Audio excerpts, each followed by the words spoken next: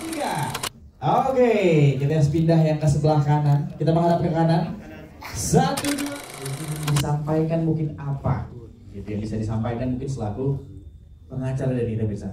Oke, terima kasih. Selamat sore dan terima kasih buat semua rekan-rekan yang ada di tempat ini. Saya sebetulnya kemarin ceritanya, saya harus kembali ke cerita kemarin. Saya tiba-tiba itu bertemu dengan Nikita Mirzani karena saya besuk. Dan pada saat saya besuk itu, dia meminta saya untuk mewakilinya hadir pada acara ini karena dia dalam keadaan yang memang tidak memungkinkan untuk hadir karena ada persoalan hukum. Saat ini saya di sini dalam keadaan yang luar biasa. Saya melihat ini film, saya tadi dengar adalah sebuah kisah nyata yang diangkat dalam sebuah film, dan itu adalah sebuah keberanian yang luar biasa. Saya berharap, Nikita juga berharap, ikuti terus film ini, jangan lupa selalu menonton. Dan dia menyampaikan terima kasih sebanyak-banyaknya atas semua dukungan yang diberikan oleh teman-teman dan semua masyarakat dalam proses film ini. Saya ucapkan juga luar biasa kepada produser, sutradara, dan bintang film dalam film ini. Saya pikir itu yang bisa saya sampaikan. Titip pesan Nikita Mirzani, jangan lupa tonton selalu film ini. Terima kasih. Oke, terima kasih.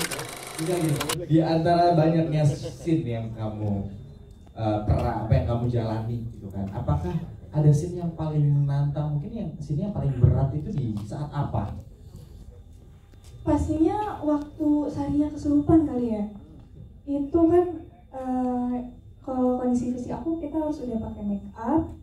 Aku juga pakai soft lens yang mana penglihatan aku tuh ngeblur sekitar 80%.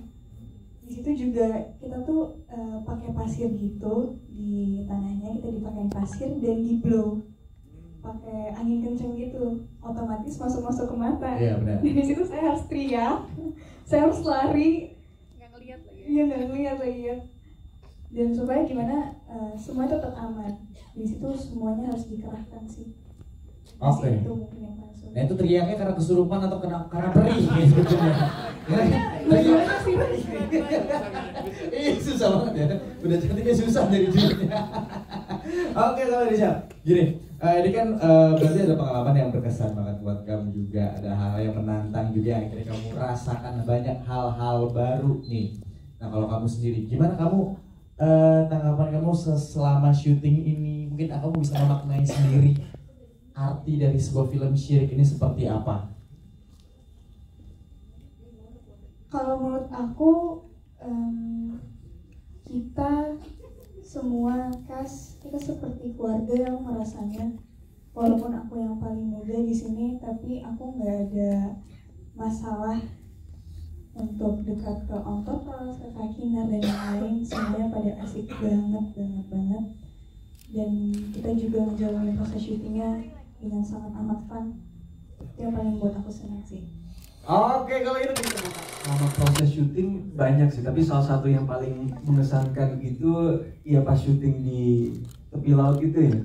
Itu kalau dilihat setnya memang serem, dan itu emang apa adanya gitu, nggak dibuat-buat, memang seserem itu. Dan kebetulan di sana ada yang ngejagain, tapi yang ngejagain aja kayak ragu gitu.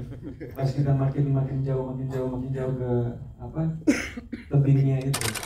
Banyak usaha di belakangnya yang diberikan akhirnya bisa sukses sampai segitunya. Tapi untuk pengalaman pribadi, apakah ada yang berbau mistis mungkin? Alhamdulillah nggak ada sih. Alhamdulillah masih aman. Alhamdulillah nggak ada. Tapi tempatnya memang, tempat kita syuting itu kalau buat saya sangat indah ya tempatnya ya. Tapi kalau misalkan dilihat dari sisi yang lain, mungkin bisa dibilang angker ya Pak ya.